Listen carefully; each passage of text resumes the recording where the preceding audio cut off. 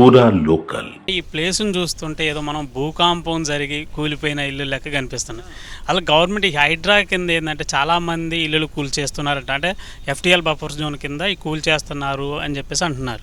కాకపోతే ఏంటంటే ఇక్కడ గవర్నమెంట్కి నష్టం లేదు, ఎవరికి నష్టం. సామాన్య మానవుడు అతను ఏదో కొండ ఆశతో ఇల్లు కట్టుకొని ఉండ కదా, అట్లాంటి సామాన్య మానవుడు నష్టపోతుండు కదా. అసలు మీకు ఎలా అనిపిస్తుంది ఇది చూస్తుంటే? అంటే చూస్తుంటే చాలా బాధాకరంగా ఉంది. పాపం మిడిల్ క్లాసులు ఉన్న వాళ్ళు ఉంటారు, వాళ్ళు లోన్లకి వెళ్ళడము, అది మళ్ళా కొన్ని బ్యాంకులలో లోన్కి వెళ్ళి వాళ్ళు అది తెచ్చుకోవడము. చాలా హైడ్రా కొద్దిగా వాళ్ళకు ఇంటిమేషన్ ఇచ్చి కొద్దిగా ఒక 1 month 2 months ఇస్తే వాళ్ళు కూడా కొద్దిగా ముందు జాగ్రత్త పడి మంచిగా అనిపిస్తుండే. కానీ ఏమనిపిస్తుంది, చాలా బాధాకరంగా ఉంది ఇక్కడ చూస్తుంటే కూడా మాకు. అంటే గవర్నమెంట్ అన్నీ తెలిసి కూడా పర్మిషన్ ఇచ్చింది.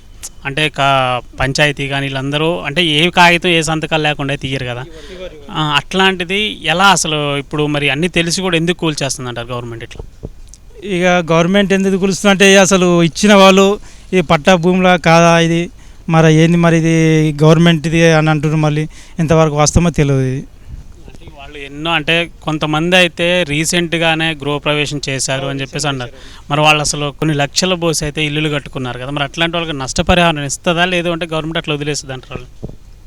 ఇవ్వాలి. దానికి ఇవ్వకపోతే అది వాళ్ళ పరిస్థితి ఏంది, మరి వాళ్ళు కూడా ఆలోచన చేయాలి గవర్నమెంటు. ఈరోజు ఒక కనీసం ఇంటిమేషన్ లేకుండా నైటే మనకు ఏదో పేపర్స్ ఇచ్చినాము, ఇంటిమేషన్ ఇచ్చినాము అనడం, నైట్ ఇచ్చేసి తెల్లారి ఇది కార్యక్రమం చేయడం అది చాలా బాధాకరం. ఇది గవర్నమెంట్ బాగా ఆలోచన చేసుకొని ఇది ఇక ముందు కూడా జరిగే విషయాలలో ఆలోచన చేసుకొని చేస్తే బాగుంటుంది. ఇప్పుడు వీళ్ళ పరిస్థితి ఏంది, ఇప్పుడు ఈ లోన్లు ఎక్కడ కట్టుకుంటారు ఏంది అన్నది.